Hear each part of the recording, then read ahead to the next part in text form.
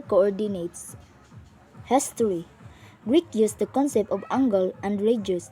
Hipparchus 190 to 120 BC tabulated a table of chord function giving the length of the chord for each angle, and there are references to his using polar coordinates in establishing stellar position.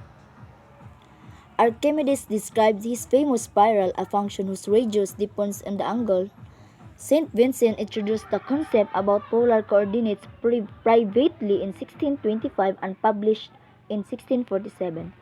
George Peacock's the term appeared in English in 1816, accredited with the translation of Lacroix's differential and integral calculus. Alexis Clairaut and Leonhard Euler are credited with extending the concept of polar coordinates to 3 dimensions. So this is the properties of polar coordinates.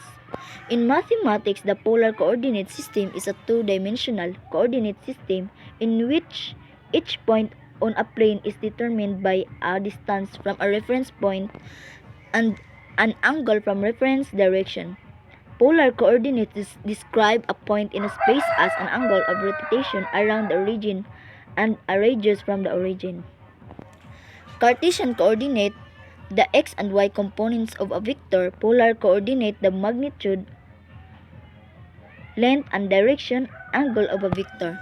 The Greek letter theta is often used to denote an angle, and a polar coordinate is conventionally referred to as the quantity of r theta instead of x and y. Since theta is equals to y, r to the y is equals to r sin theta cosine theta is equals to x r to the arrow of x is equals to r cosine theta. Examples. First, graph the curve by r is equals to all points with the r is equals to r at distance 2 from the origin. So r is equals to describe the circle of a radian with a 2 with center at the origin. Second, graph the polar coordinates, the quantity of r and theta by r is equals to and theta is equals to pi and 2. So this is the graph of, so this is the r is equals to, then pi over 2. That's all.